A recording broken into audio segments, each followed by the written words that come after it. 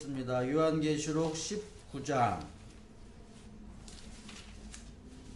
11절부터 16절에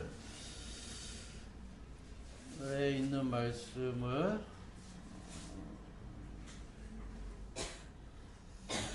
보겠습니다. 다 같이 읽겠습니다. 시작. 나는 또 하늘이 열려 있는 것을 보았습니다. 거기에 흰 말이 있었는데 신실하신 분, 참되신 분이라는 이름을 가지신 분이 그 위에 타고 계셨습니다. 그는 의로 심판하시고 싸우시는 분입니다. 그의 눈은 불꽃과 같고 머리에는 많은 관을 썼는데 그분 밖에는 아무도 알지 못하는 이름이 그의 몸에 적혀 있었습니다. 그는 피로 물든 옷을 입으셨고 그의 이름은 하나님의 말씀이라고 하였습니다. 그리고 하늘의 군대가 희고 깨끗한 모시 옷을 입고 흰 말을 타고 그를 따르고 있었습니다. 그의 입에서 날카로운 칼이 나오는데 그는 그것으로 모든 민족을 치실 것입니다. 그는 친히 쇠지팡이를 가지고 모든 민족을 다스리실 것이요 전능하신 하나님의 맹렬하신 진노의 포도주 틀을 밟으실 것입니다. 그의 옷과 넓적다리에는 왕들의 왕, 군주들의 군주라는 이름이 적혀 있었습니다. 아멘. 지난주에 제가 여러분들에게 말씀을 드린 내용은 혼인잔치의 신부에 대해서 설명을 해드렸어요. 혼인잔치의 신부들이라는 것은 교회를 이야기를 합니다. 그런데 이러한 교회가 세대주의에서 이야기하는 것처럼 환난과 핍박을 피하는 그런 교회가 아니라 환난과 핍박을 몸으로 막 부딪혀서 겪어내는 교회라고 말씀을 드렸어요.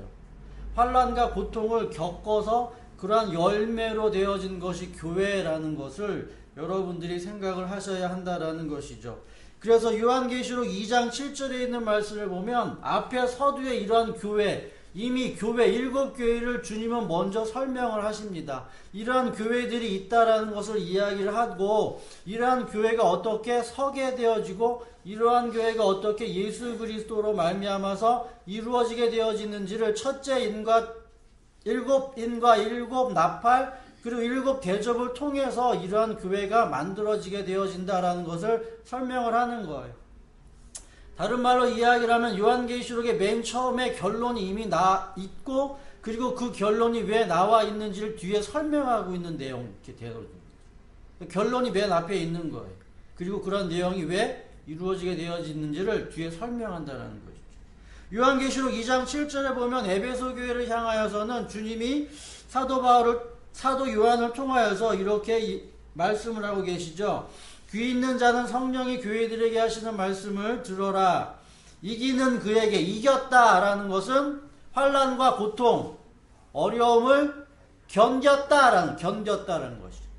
그런 자들에게는 내가 하나님의 낙원에 있는 생명나무의 열매를 주워 먹게 하겠다. 이게 교회예요, 교회.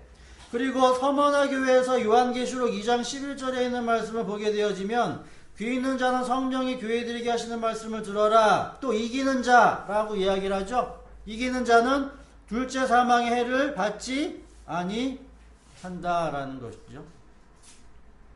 그리고 버가모 교회를 향하여서는 요한계시록 2장 17절에 언급되어져 있는 내용처럼 귀 있는 자는 성령이 교회들에게 하시는 말씀을 들어라. 이기는 그에게는 내가 감추었던 만나를 주고 흰 돌을 줄 터이고 돌 위에 새 이름을 기록한 것이 있고 받는 자 밖에는 그 이름을 알 사람이 없다라는 것. 이렇게 교회는 이러한 면류관을 가지고 있는 자들의 모임이 되어지죠. 두아디라 교회를 보게 되어지면 요한계시록 2장 24절부터 29절에 있는 말씀, 두아디라에 남아있는 이 교훈을 받지 아니하고 소위 사탄의 기쁜 것을 알지 못하는 너희에게 말하노니 다른 짐으로 너희에게 지을 것은 없노라. 다만 너희에게 있는 것을 내가 올 때까지 굳게 잡아라. 이기는 자와 끝까지 내 일을 지키는 그에게 만국을 다스리는 권세를 주리니 그가 철장을 가지고 그들을 다스려 질그릇 깨트리는 것과 같이 하리라. 나도 내 아버지께 받은 것이 그러하니라. 내가 또 그에게 새벽 별을 주리라. 귀 있는 자는 성령이 교회드리게 하시는 말씀을 들을지어라. 두아디라에 남아있어 이 교훈을 받지 아니하고 소위 사단의 기쁜 것을 알지 못하는 교회들아, 알지 못하는 성도들아, 아직까지 그것을 깨닫지 못한 너희들아, 뭐해라? 이겨라, 이겨라, 이겨라. 그래서 일곱 교회를 보게 되어지면 거기에 책망 반드시 나오죠? 책망이라는 것은 하나님의 백성, 하나님의 자녀에게 주어지는 은혜라고 여러분들이 이해를 하시면 돼요. 내 자식이기 때문에 내가 책망하고, 내 자식이기 때문에 내가 때리고, 내 자식이기 때문에 내가 벌 준다라는 개념을 여러분들이 이해하시라는 얘기예요. 여기서는 남의 자식은 내가 안 건드린다는 얘기예요.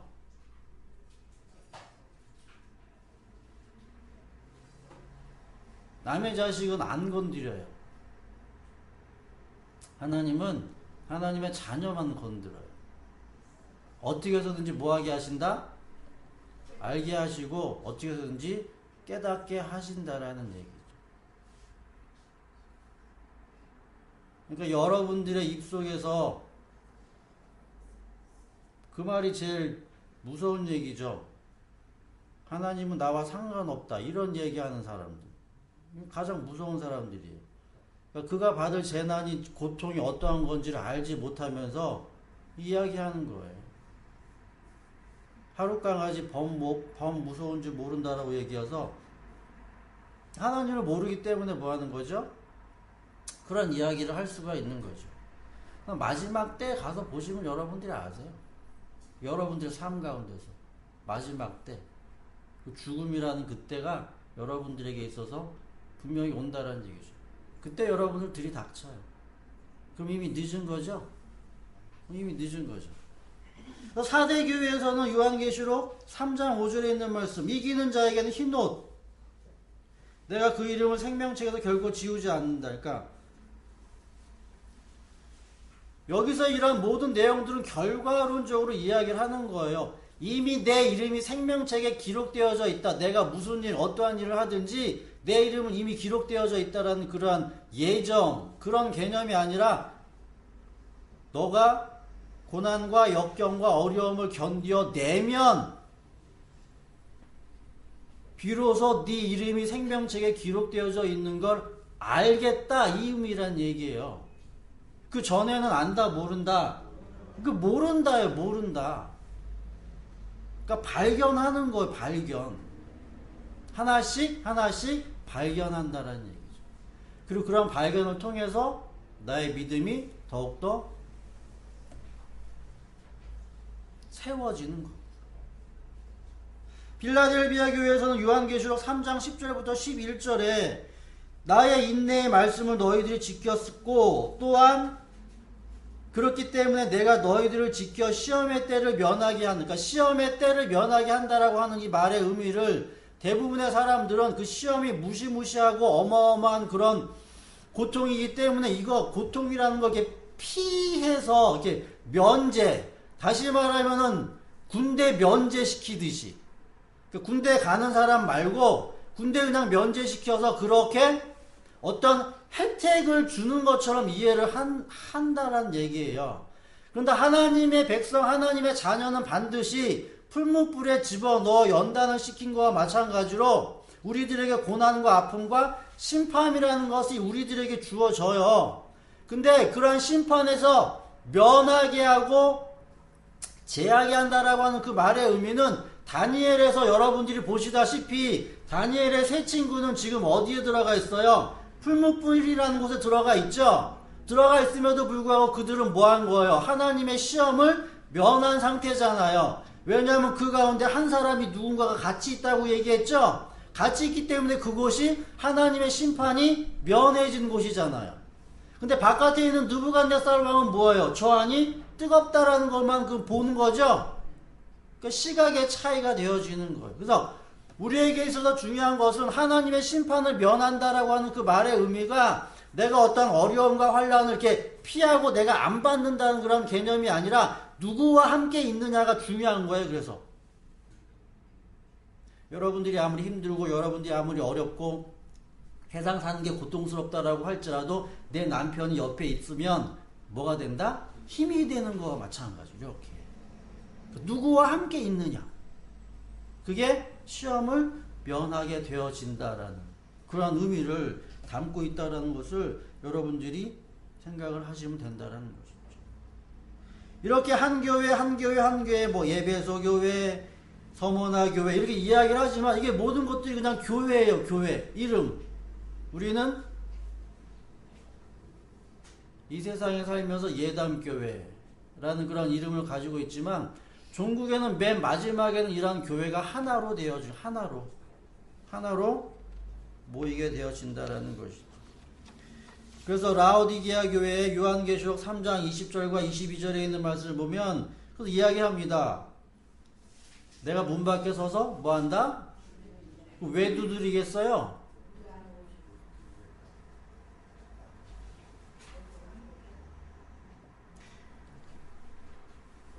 함께 하기 위해서 함께 그래야지 뭐한다? 환난을 면한다. 환난을 면한다. 주님이 나와 함께, 다른 말로 이야기하면 말씀이 내 안에, 말씀이 내 안에라고 하는 그 말의 의미는 내가 하나님의 말씀을 읽고 그 말씀을 내가 이해하고 담고 있어야 된다. 그거라는 얘기. 그래서 그렇게 되어지는 교회가 어린 양의 신부가 되어지고 이러한 축복이 맨 마지막에 주어집니다. 맨 마지막에. 지금은 계속 여러분들이 그러한 환난과 어려움을 여러분들이 가지고 계셔야 되는데, 그럼 또 내가 받는 환난이 뭐냐라고 여러분들이 이해를 하실 때, 제가 지난주 오후에 말씀을 드렸죠. 그리스도의 고난을 내 몸에 채운다라는 거죠. 그러니까 교회라는 거는 주님으로부터 우리들이 환난을 받아야 하는데, 그 환난이 무슨 환난이냐라고 하면 내가 힘들고 내가 아프고 내가 병든 그런 환난이 아니라 교회를 위한 환난이에요. 그러니까 쉬운 예를 들으면 여러분들 가운데 아직 하나님의 말씀을 알지 못하는 사람이 있다. 그러면 누가 아프다? 내가 아프다. 그게 뭐다? 고난. 여러분들이 부탁드리고 싶은 내용은 뭐예요? 저 힘들게 하고 싶지 않으면 여러분들이 뭐 하시라? 말씀을 보시라. 그런 말이란 얘기예요. 또한 여러분들이 그러니까 누군가가 힘들지 않기 위해서는 뭐 해라? 내가. 상대가 힘들지 않기 위해서는 내가. 이게 교회라는 얘기예요. 교회. 여러분들이 저를 사랑하신다라고 하면 뭐 해라? 여러분들이 말씀을 봐라. 이 말이에요. 그리고 여러분들이 저를 미워한다. 그럼 여러분들 말씀 뭐 하자? 보지 말아라. 여러분들이 저 싫어한다. 그럼 여러분들 뭐 해라? 말씀 보지 말아라. 그게 고난. 교회에게 주어진 고난. 그래서 교회는 하나 공동체가 되어지는. 그것이 성경에서 이야기하고 있는 십자가의 고난인데, 이 고난을 이제 신부만 그렇게 겪은 게 아니에요. 신부가 겪은 게 아니라 어린 양이라는 그러한 신랑이 먼저 겪었어요. 그분이 먼저 겪고 그 다음에 신부에게도 준 거예요. 창세기에서는 어떻게 되어져요? 신부가 먼저 먹고 그거 신랑에게 주죠? 이거 죄란 말이에요. 죄. 근데 생명이라는 건 신랑이 먼저 가지고 있는 걸 누구에게 주는 거예요? 신부에게 주는 거예요. 이렇게. 그러니까 방향성이 다르죠? 다르다는 얘기예요. 그래서 오늘 요한계시록 19장 11절부터 16절에 있는 말씀에 불꽃 같은 분이 계시고 백마를 탄 분이 계시고 그 다음에 피 뿌린 옷을 입고 있고 이러한 모든 그러한 모습들이 어린 양의 그러한 신랑, 어린 양의 그러한 신랑을 표현하고 있는데 여러분들이 이해를 하실 때 그래서 이 어린 양의 신랑은 이제 신부를 맞이하기 위한 신부를 데려오긴 마지막 때가 되는 거예요. 마지막 때 신랑이 지금 뭐 했어요?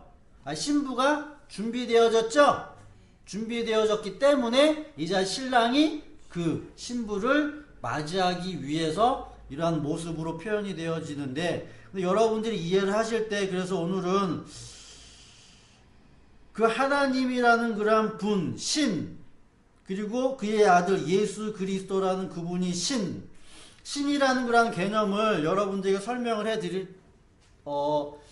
드릴 텐데 그래서 오늘 본문에 있는 내용을 통해서 제가 말씀을 드리고 싶은 내용은 뭐냐면 예수는 신이다라는 그런 내용인데 예수가 신이다라고 이야기를 했을 때 여러분들은 그러면 그 얘기 다 알고 있는 얘기 아니냐라고 여러분들이 생각을 하실지 모르겠지만 여러분들이 가지고 계신 그러한 예수가 신이다라는 그런 개념과 제가 생각하고 있는 예수는 신이다라는 그런 개념은 다르다라는 거예요.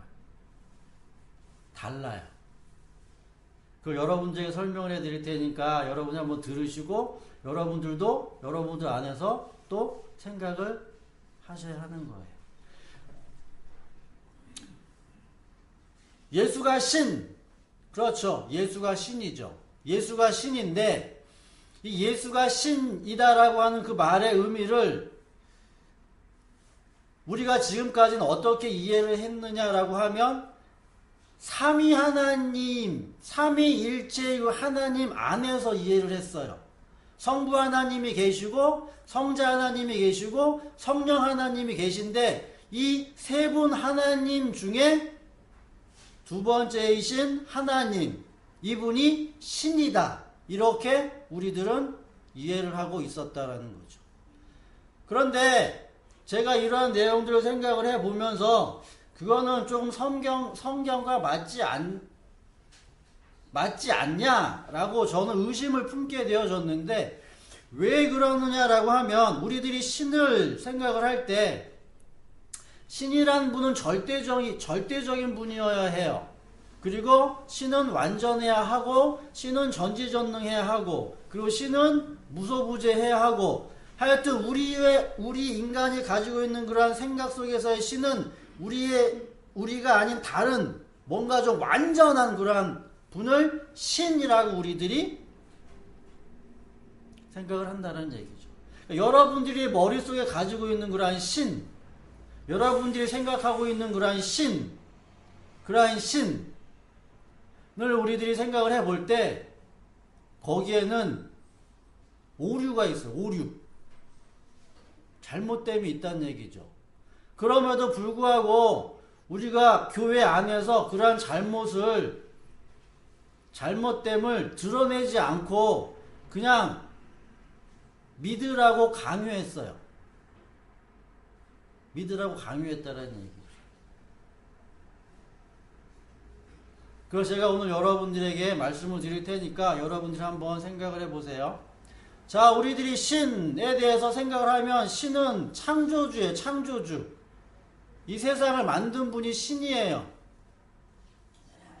그죠? 이 세상을 만든 분이 신인데 그러면 그 신이 이 세상을 어떻게 만들었냐라고 우리가 생각을 할 수가 있는 거예요. 기독교에서는 이 세상을 만든 그러한 신은 무에서 창조했다라고 이야기를 해요.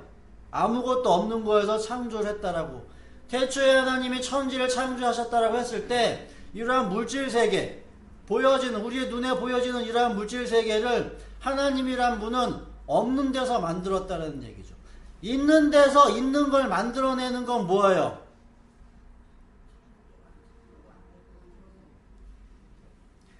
있는 것에서 있는 거를 만들었어요. 그것도 뭐예요? 하나의 창조에 속하겠지만 있는 재료를 가지고서는 다른 걸 만들었잖아요. 그죠? 그러면 뭐 원래 있었던 그런 있는 거하고 그리고 만들어진 있는 거는 동일해요, 동일하지 않아요? 동일한 재료를 갖고 만들었죠? 그렇기 때문에 이거는 창조라고 할 수 있다, 없다? 없다잖아요. 그 신이란 분이, 전능하신 그러한 분이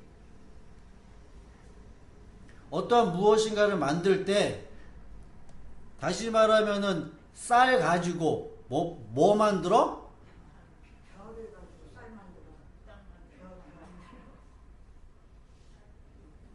벼든 쌀이든 쌀로 밥 만들면 우리들 할 수 있어요, 없어요? 우리들 할 수 있잖아요.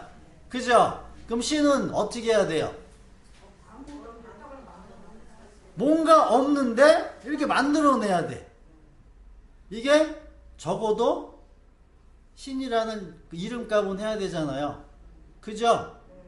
우리가 지금까지 그런 창조를 그렇게 이해를 했다는 얘기죠. 근데 우리들은 뭐예요?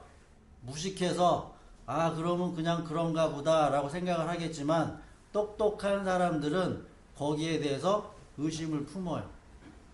똑똑한 사람들은 그럼 어떻게 없는 데서 어떻게 있는 게 만들어질 수 있냐? 그럼 여러분들의 머릿속으로 생각이 그게 돼요? 되냐고요? 안 되죠? 그럼 니네들이 말이 안 되는 거를 믿고 있지 않냐? 이렇게 이야기를 한다는 얘기예요. 그럼 뭐라고 얘기해요? 기독교에서는 하나님은 절대적인 분이시기 때문에 그건 우리가 알 수 없어. 그냥 뭐해? 했다 그러니까 믿어. 이렇게. 우리가 지금까지 그렇게 믿었어요. 그럼 그 사람들은 뭐예요? 코웃음 치죠. 말도 안 되는 소리를 믿고 있다. 여러분들이 생각을 하셔야 돼요. 곰곰이 내가 믿고 있는 신이 도대체 누군가? 이 사람이 이렇게 믿으라고 이야기를 하니까 믿는 게 아니라 나 스스로가 한번 곰곰이 생각을 해보라는 얘기예요. 인간은 뭐하다? 인식되어지는 것, 경험되어지는 것만 우리들이 뭐 할 수 있다? 알 수 있다라고 말씀을 드렸죠? 인식되어지지 않는 건 우리들이 모르는 거예요. 그건 허황된 거예요. 허황된 거. 무에서 유를 만들었다 라고 하는 그런 이야기를 그래서 똑똑한 사람들은 믿지 않아. 믿지 않는다는 얘기죠.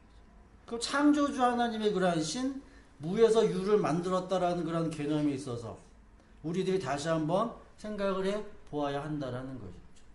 그리고 두 번째, 여러분들이 생각을 하실 때 본질에 있어서, 하나님의 그런 본질에 있어서 하나님은 절대적인 어떠한 그런 분이시잖아요. 그죠?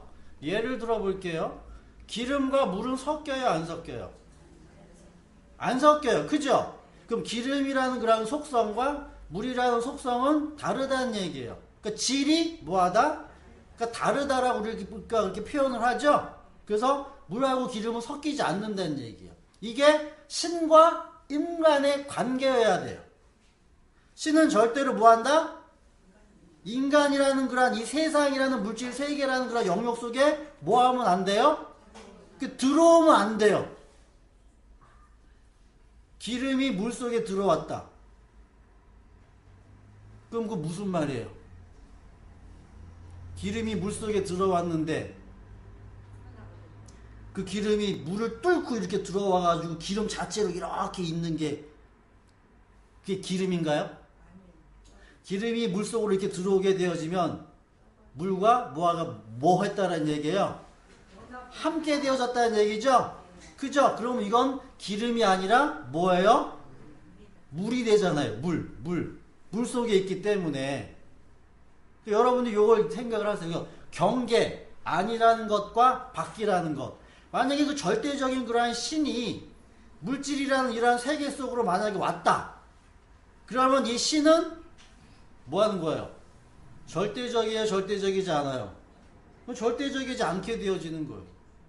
이 안으로 왔기 때문에. 그럼 그걸 어떻게 설명할 거냐? 라고 똑똑한 사람들이 물어요. 그럼 기독교에서 뭐라고 얘기를 하느냐? 분명히 그런 경계가 있는데 그 분은 초월적인 다른 어떠한 경계에 계신 분이다라고 설명을 하는 거예요.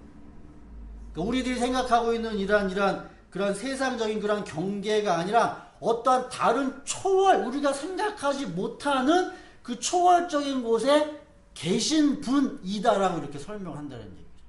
그분은. 그러니까 우리가 그것도 결론적으로 보면 생각할 수 없는 내용을 가지고 그 이야기를 하고 있는 셈이 되어진다라는 거죠. 근데 이와 반면에 그렇기 때문에 불교는 그래서 무신론이거든요. 불교는 신을 생각하지 않아요. 출발점이. 그러니까 유신론 같은 경우에는 모든 출발점이 신의 존재에서부터 출발을 해요. 그럼 신이 어떠한 존재냐라고 이렇게 물으면 몰라 라고 하고 그냥 신은 뭐하다? 있어라고 이야기를 한 다음에 신이 이 세상을 만들고 우주를 만들고 이 사람들을 다스리고 모든 것들을 다 움직인다 이렇게.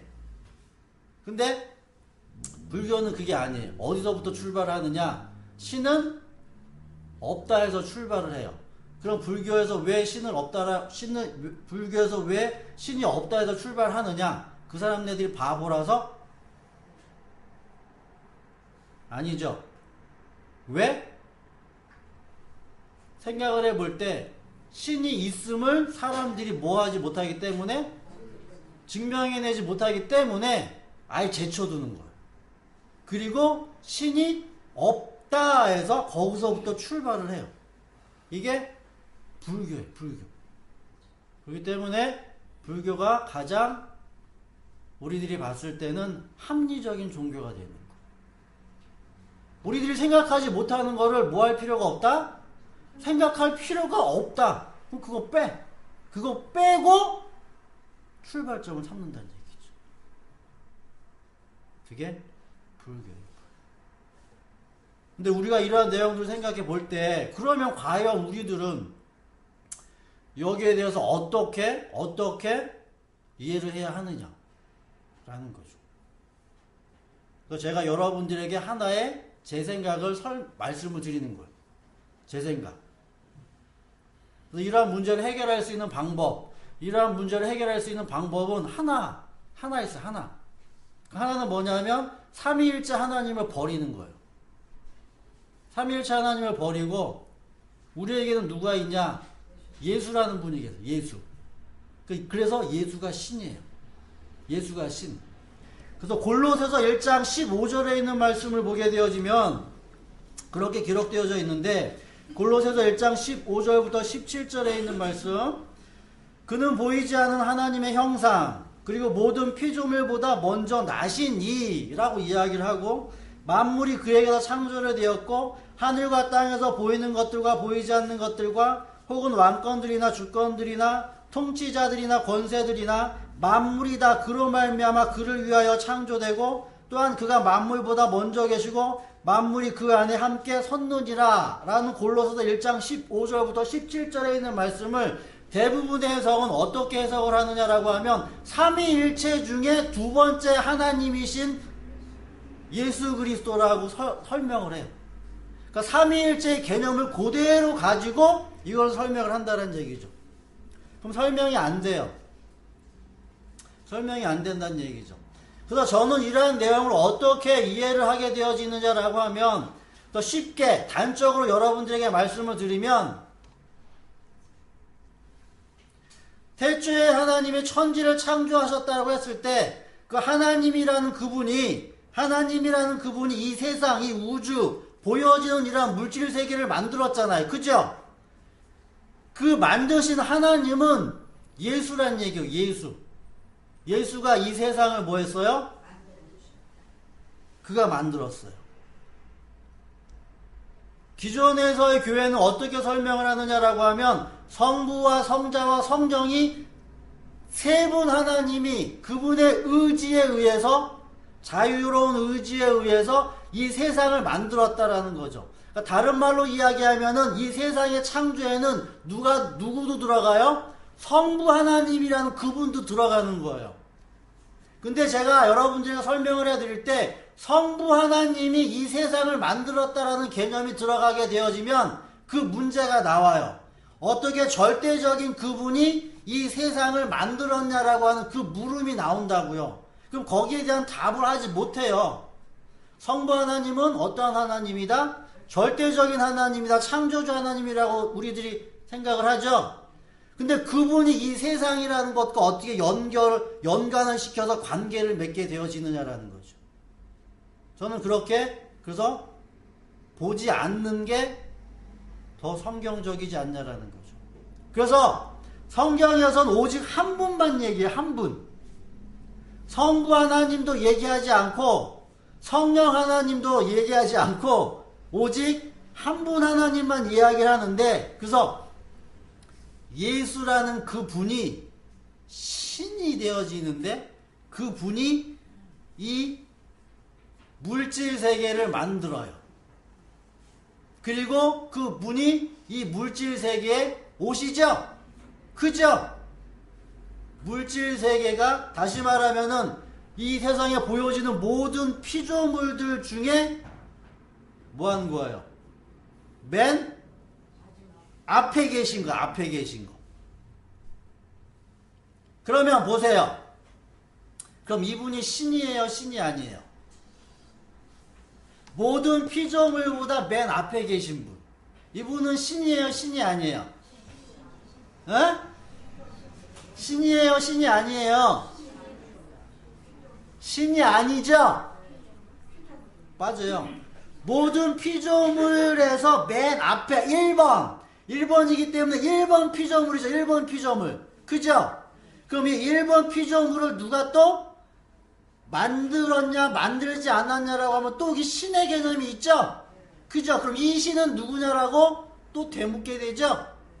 저는 여러분들 잘 설명을 들으셔야 돼요. 이 피조물 중에 제1번이 이 분이 피조물이죠. 피조물임과 동시에 이 분은 신이란 얘기예요. 신.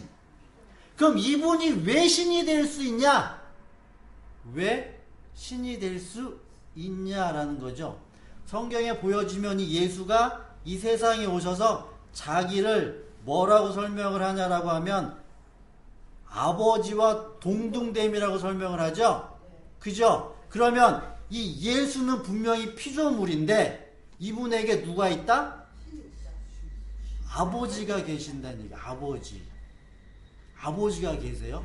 그러면 자 보세요. 내가 피조물이죠.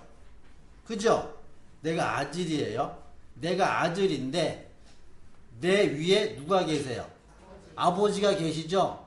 그럼 그 아버지하고 나하고의 관계에서는 뭐예요? 내가 피조물이에요. 내 아버지는 그러면 신이에요, 피조물이에요? 그럼 피조물이잖아. 근데 어떻게 신이라고 얘기해요? 예수가 모든 피조물 가운데서 첫 번째죠? 첫 번째인데 이 예수가 누가 계시다? 아버지가 계시다. 이 예수는 아들이죠? 이 피조물이잖아요. 그럼 그 위에 아버지는 뭐예요? 피조물이잖아요. 그죠? 그래서 아버지 피조물이잖아요. 똑같잖아요. 그렇기 때문에 모든 피조물 가운데 예수가 첫 번째인데, 그래서 이 예수는 아버지가 계시고 이 아버지가 신이어야 되기 때문에 이 예수가 뭐란 얘기예요? 신이 돼야 된다는 얘기가 기독교잖아요. 그럼 예수가 아버지 신이고 예수 신이에요. 그럼 여기 또 뭐가 생겨요? 경계가 생기잖아요. 그럼 어떻게 신에서 다시 뭐가 피조물이 또 만들어지느냐? 이것도 문제가 생기잖아요. 이 문제. 이해하시겠어요? 여러분들 잘 생각을 하셔야 돼요. 저는 어떻게 보냐라고 한번 보세요. 자, 여기 피조물 맨 첫 번째인 이 예수가 있죠? 이 예수가 모든 세상을 다 있는 가운데 첫 번째라는 얘기, 첫 번째. 근데 이 예수가 피조물임과 동시에 이 예수를 신이라고 이야기를 할 수 있는 그 근거.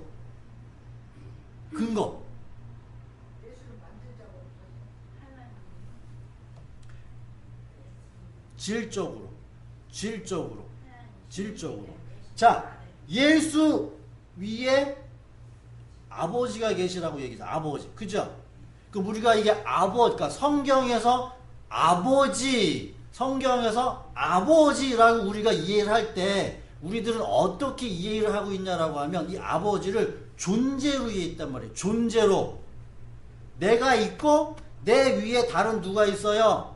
아버지가 있죠? 그럼 이 아버지하고 나하고는 동일하잖아요. 존재론적으로 따지면 내가 피조물이면 이 아버지도 피조물인 동일한 존재가 되잖아요. 그렇기 때문에 존재론적으로 이해를 하게 되어지면은 예수가 피조물이면 아버지도 피조물이 되어져야 해요. 근데 저는 이 예수가 아버지가 계시다라는 걸 존재로 이해 안 한다는 얘기예요. 뭘로 이해를 하느냐? 이런 거와 똑같아요. 자기가 아버지가 있는데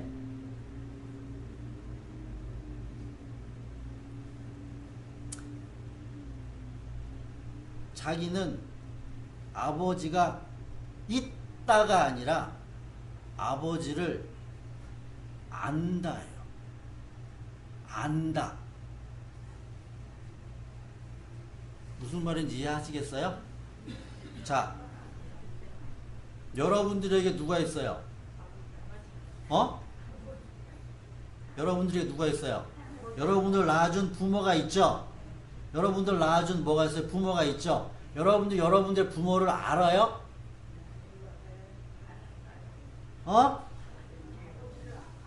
모르죠? 몰라요. 여러분들이 낳은 부모를 모른다고요. 왜냐? 부모가 나 낳을 때 내가 딱 태어나고 내가 본 거 아니잖아요. 부모하고 나와 같이 살면서 먹여주고 재워주고 입혀주고 같이 살아주고 뭐 해준다? 내가 너를 낳았다 라고 이야기를 하니까 아, 그분이 나를 낳으신 부모구나 라고 이렇게 아는 거지. 그죠?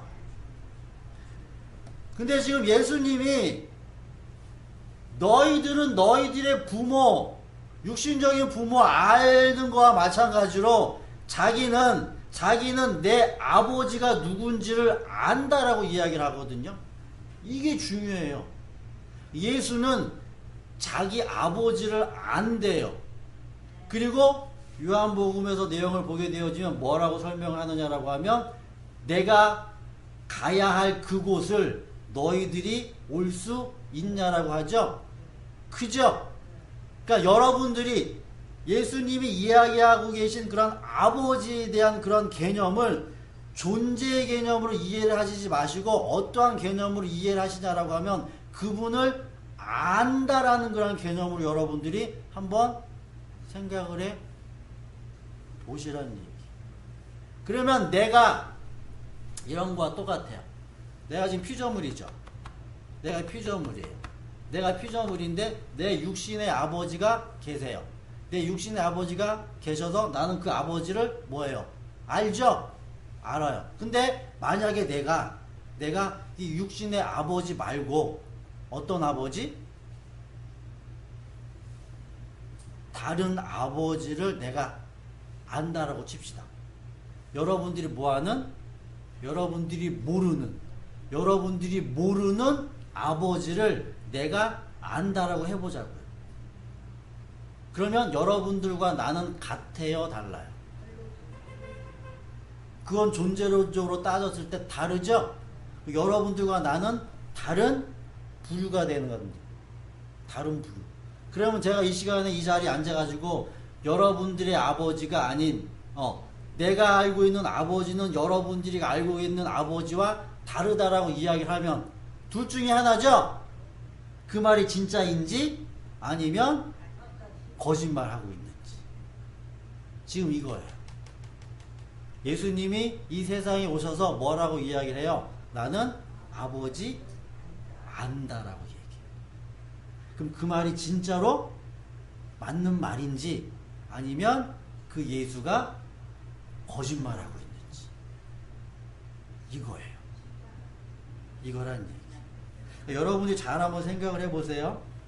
그래서 성경에서는 이러한 표현들 계속을 하고 있어요. 요한복음 1장 3절에 있는 말씀을 보면 보세요. 요한복음 1장 3절에 보면 이 만물이라는 것, 이 보여지는 이러한 물질 세계는 예수 그리스도가 만들었어요. 자기는 뭐기 때문에?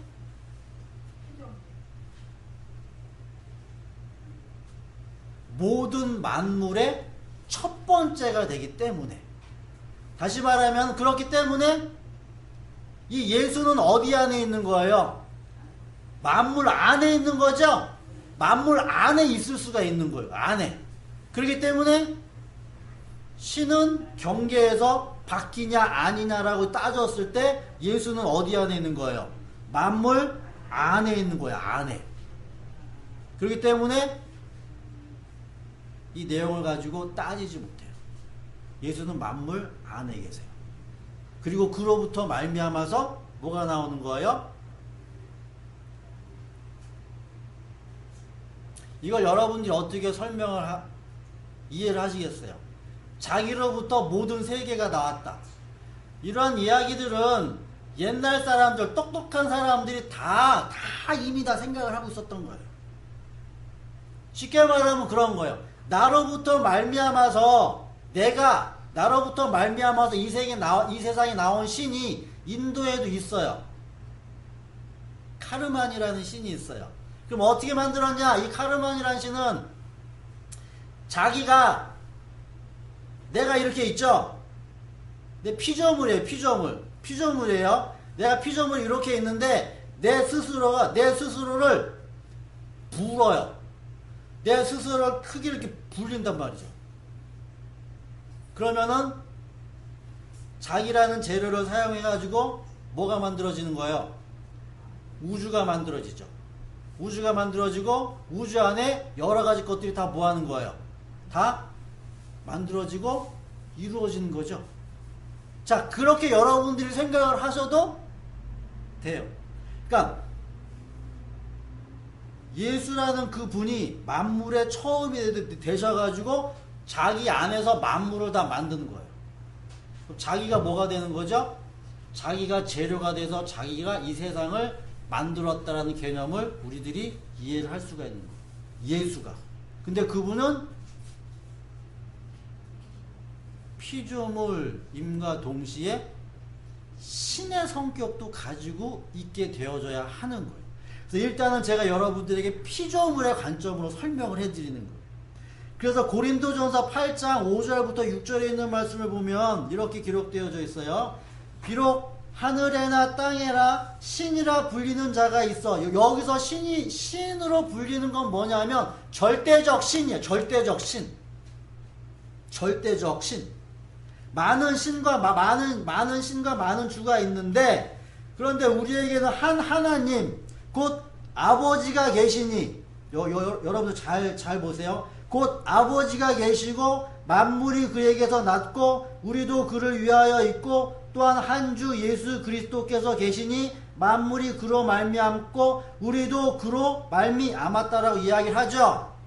여기서는 보세요. 그러면 여기서 뭐라고 이야기를 하냐면 아버지가 계시고 주 예수 그리스도가 있다라고 하죠. 여러분들이 이걸 어떻게 이해를 하셔야 되느냐라고 하면, 그러면 아버지 계시고 예수 그리스도가 계시다라고 이렇게 이해를 하는 게 아니라,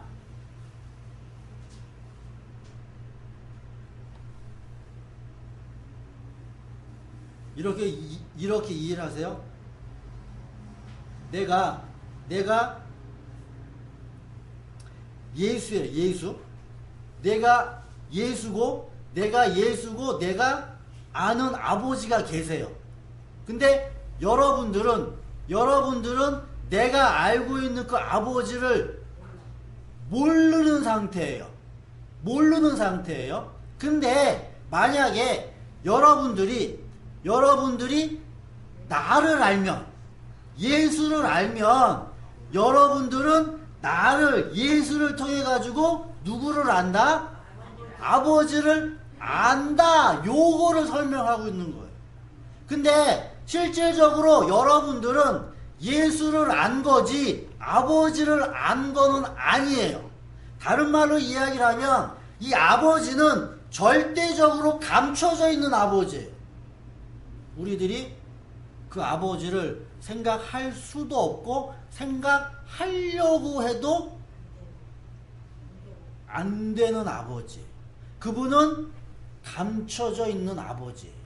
전혀 알지 못하는 아버지. 드러나지도 않는 아버지. 알 수 없는 아버지. 근데 그 애 누가 있다? 아들. 예수가 예수.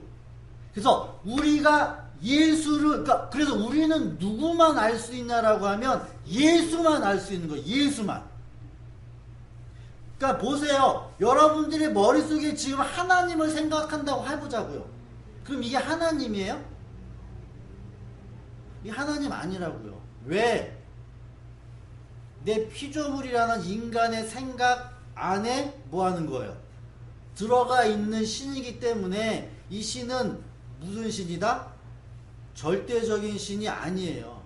여러분들이 아무리 신을 머릿속으로 막 생각을 해도 이 신은 진짜 우리가 이야기하고 말하고 있는 그런 절대적인 그 신은 아니라고요. 그 신은 어디가 있느냐? 우리가 모르는 데가 있어. 모르는데. 그러면 우리가 그 신은 생각할 수가 없어요. 근데 우리의 머릿속으로 어떠한 신을 생각할 수가 있냐라고 하면 예수라는 신은 생각할 수가 있어요. 예수라는 신.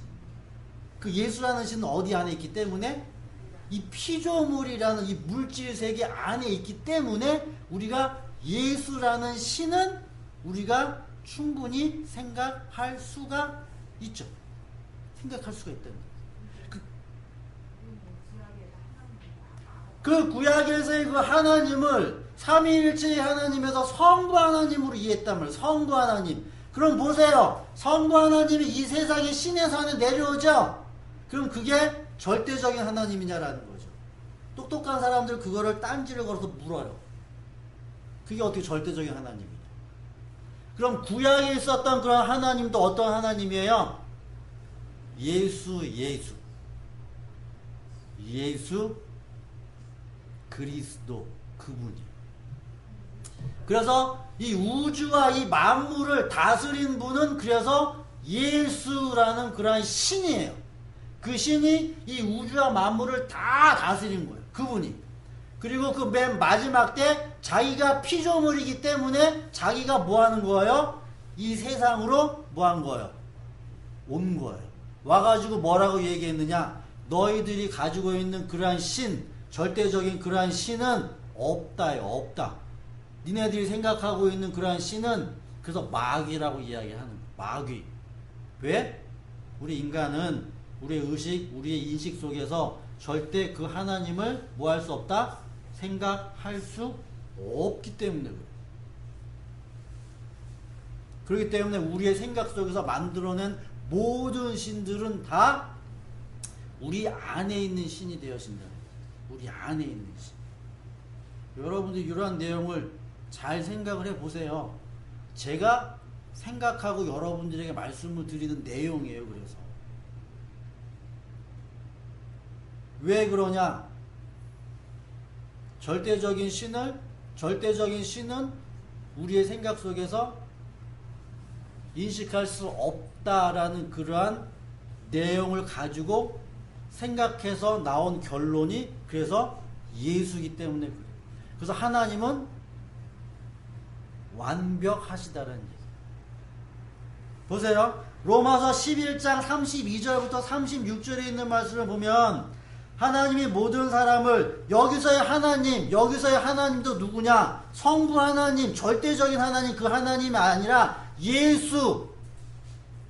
이 모든 피조물과 모든 만물의 주가, 그래서 주라는 표현을 하는 거. 주. 먼저 나신 분. 하나님의 형상이라고 이야기를 하지만 우리가 그 하나님의 형상을 알지 못한다는 얘기예요. 하나님이 모든 사람을 순종하지 아니하는 가운데 가두어 두심은 모든 사람에게 긍휼을 베푸려 하심이고 깊도다 하나님의 지식과 지혜와 지식의 풍성함이요. 여기서 하나님의 지혜와 지식, 이 모든 여기서 이야기하고 있는 하나님이 다 예수예요. 예수. 예수라는 신, 한 분 하나님이라는 그분 신, 그분의 지혜와 그분의 지식으로 이 세상과 이 우주를 만들고 또한 그분 안에서 순종하지 아니하는 자들에게 은혜를 베풀어 가지고 그들을 누구로? 예수라는 그분의 안으로 들어가게끔 한다는 얘기죠. 누가 주의 마음을 알고 누가 주의 모사가 되었느냐, 누가 주께 먼저 드려서 갚으심을 받겠느냐, 이는 만물이라는 것이 주에게서 나오고 주로 말미암고 주에게로 돌아가고 그에게 영광이 세세에 있을지어다. 다른 말로 여러분들에게 말씀을 드릴게요. 여러분들이 만약에 죽었다. 그러면 여러분들이 하늘나라 간다. 그럼 그 하늘나라가 어디예요?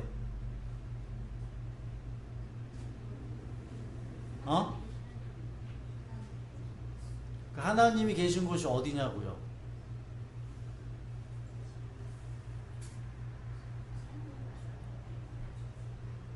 여러분들이 죽으셔서 아무리 하늘나라 간다 손 치더라도 여러분들은 그 예수가 아는 그 아버지를 여러분들은 볼 수가 없어요. 여러분들이 죽으셔가지고 여러분들이 하늘나라 가는 건 여러분들은 어디로 가냐면 예수라는 그 신의 품 안으로 가는 거예요. 예수라는 신 그 품 안으로 가는 거예요.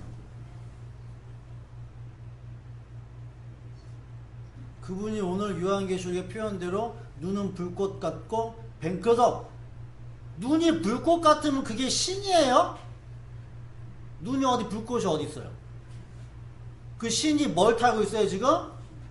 말 타고 있대죠? 그 말 타고 있으면 이게 신이에요? 신이 아니잖아요. 신은 우리 눈에 뭐 해야 돼요? 보이지도 않아야 되고. 그죠? 우리들이 뭐라고 뭐 하는 거예요? 설명을 할 수가 없어야 되잖아요. 근데 지금 성경은 계속 뭐 하는 거예요? 설명을 하고 있죠? 그럼 설명을 한다라는 것은 무슨 의미예요? 우리의 인식 속에 그 신이 있는 거예요? 없는 거예요? 있는 거잖아요. 그럼 이 신은 절대적인 신이냐? 똑똑한 사람들은 아니다라고 얘기해요. 아니다라고 얘기해요. 그렇기 때문에 사도 요한이 본 신은 누구 본 거다? 예수 그리스도 보았고, 사도 바울이 본 신도 예수 그리스도 본 거고, 모세가 본 신도 예수 그리스도 보았고, 이 피조물이라는 이런 만물이라는 세계 안에서 본 신의 가장 으뜸인 신, 그래서 그분을 주라고 얘기해. 주. 이 세상에는 뭐가 있다? 많은 신이 있고 많은 주가 있다라고 하죠. 그 가운데서 가장 뭐한 신? 최고의 신이 예수 그리스도라는 신이다라는 거죠. 왜 그러냐? 예수 그리스도에게는 누가 있다? 아무도 알지 못하는 아버지가 있다. 이게 성경의 내용이에요. 그래서 여러분들이 누굴 믿으셔야 하늘나라 간다? 그래서 예수 믿어야 돼요. 예수. 결론적으로 여러분들에게 그래서 말씀을 드리면,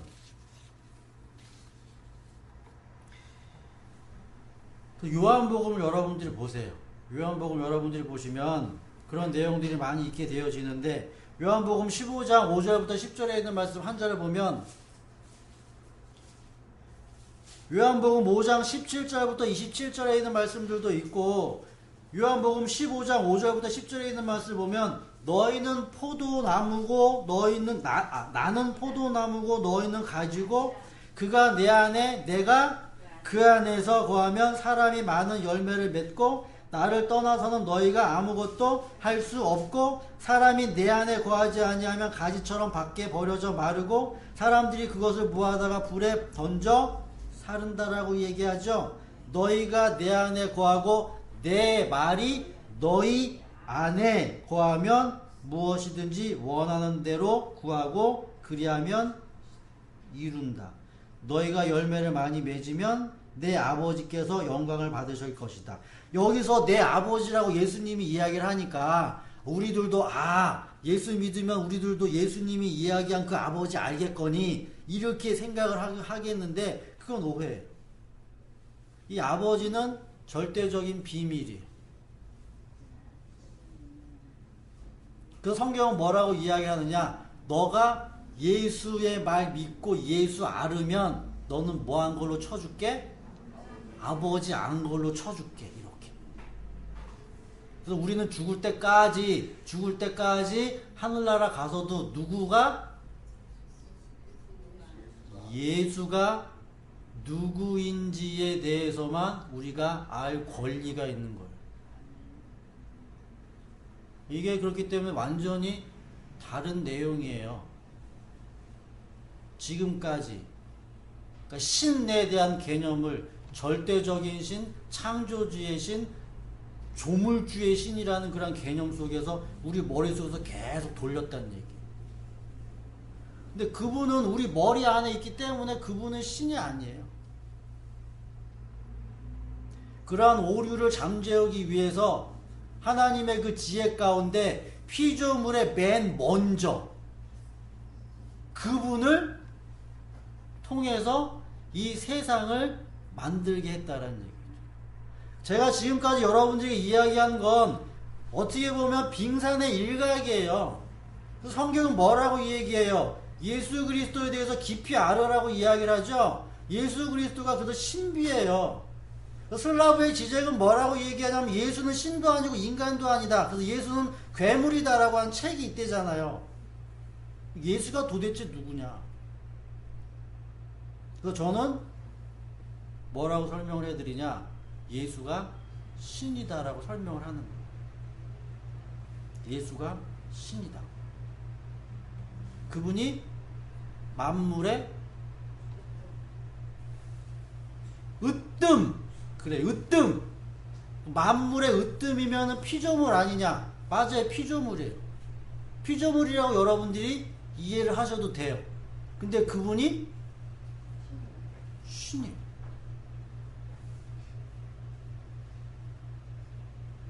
그래서 그분은 피조물임과 동시에 신. 이걸 우리들이 뭐 해야 돼요? 설명해야 돼요. 누구를 향해서? 똑똑한 사람들을 향해서. 왜냐? 지금은 설명할 수가 있게 되어지는 건 우리 안에 성령이라는, 그래서 누구의 생각? 성령이 누구예요? 그리스도. 그리스도의 생각이죠? 그분이 가지고 있는 그러한 생각, 그분이 가지고 있는 그 생각이 우리 안에 오면 우리는 누구와 함께 살 수 있는 거예요? 그래서 그 예수와 함께 살 수 있는, 예수와 함께. 그래서 그분이 우리의 신랑이 되는 거예요. 그분이 신랑. 여러분들에게 생소한 내용이 되어지기도 하고 어려운 내용이 되어지기도 하겠지만 여러분들이 한번 잘 생각을 해보세요. 잘. 그래서 여러분들 안에 성경에서 이야기하고 있는 그런 신에 대한 개념들을 좀 정리를 하고 계셔야 한다라는 것이죠. 그래서 골로새서 1장 15절에 있는 말씀대로 그는 하나님의 형상이에요. 우리들은 그 아버지라는 그런 그분을 우리들은 입에도 내어놓지도 못하고 생각도 할 수가 없는 분이에요. 아버지.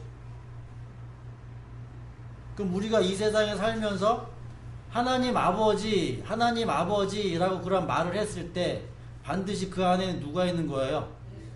예수 그리스도밖에 없어요. 예수 그리스도밖에. 거기가 끝이에요. 거기가 끝.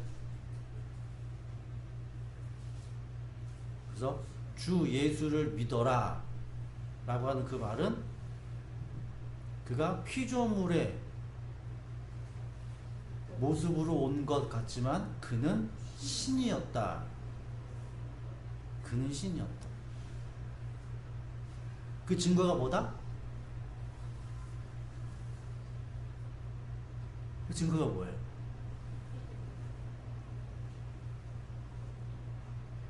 잘은 모르겠는데 아버지가 그를 살렸어요. 그 부활이라고. 부활. 그러니까 예수가 자기는 신이다라고 얘기했을 때 사람들이 안 믿었죠. 그리고 그는 뭐 했어요? 죽었죠? 죽었는데 뭐 한 거예요?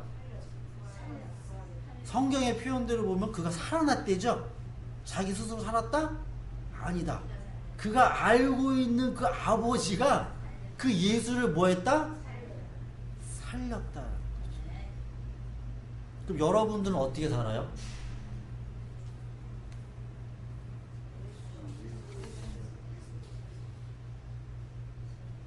야? 여러분들은 어떻게 살아요?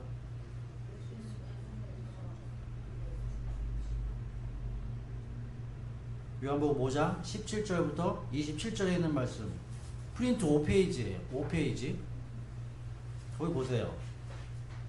위에 단락이 있고 밑에 단락이 있는데 밑에 단락 아버지께서 죽은 자를 일으켜 살리심 같이. 이건 누구 얘기하냐면 예수 얘기하는 거예요. 아버지께서 예수 살렸다고요. 같이 아들 있죠? 아들도 자기가 원하는 자를 뭐 한대요? 살린대요. 다른 말로 이야기를 하면 하나님이라는 그 아버지가 여러분들을 살리는 거 아니에요. 누가 살린다? 예수님이 여러분들을 살린다. 성경의 표현대로. 그래서 그분은 뭐다? 신이다. 신.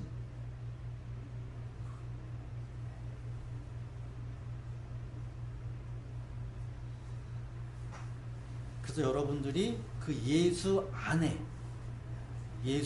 있으면 그와 함께 사는 거. 그 나라. 그래서 그 나라가 어떤 나라다? 주의 나라. 주님의 나라. 그러니까 여러분들의 생각이, 인식의 변화가 이렇게 완전히 바뀌어지는 거예요. 그래서 하늘나라라는 표현이 아니라 주의 나라. 그리고 여러분들 죽으면은 그 거지가 누구의 품에 간 것처럼 아브라함의 품에 갔죠? 그 주의 품이에요. 주의 품. 주님의 품. 그래서 여러분들 죽으면 누구 볼 수 있다? 예수 볼 수 있어요. 하나님은 본다 못 본다? 꿈에도 못 봐요. 꿈에도 못 봐요. 그런 생각을 여러분들이 가지시고 예수 그리스도를 믿고, 그래서 우리에게는 누구밖에 없다? 예수 그리스도밖에 없다. 예수 그리스도밖에 없다. 성령을 통하여서 그러한 은혜가 여러분들이 있게 되어지기를 간절히 바라고, 그리고 제가 한 내용들을 여러분들 안에서 여러분들이 생각하시고 생각하세요. 제가 하는 말이 맞다 틀리다? 모른다. 저는 하나 어떻게 보면 가설을 세워서 이거를 더욱더 뭐 하느냐? 확실하게. 저는 거죠. 이 내용을 가지고 확실하게 내 걸로 만든, 내 걸로. 하나의 생각을 가지고. 그러한 은혜가 여러분들 있게 되어지길 간절히 바라겠습니다. 기도드리겠습니다. 하나님 아버지라고 우리가 부를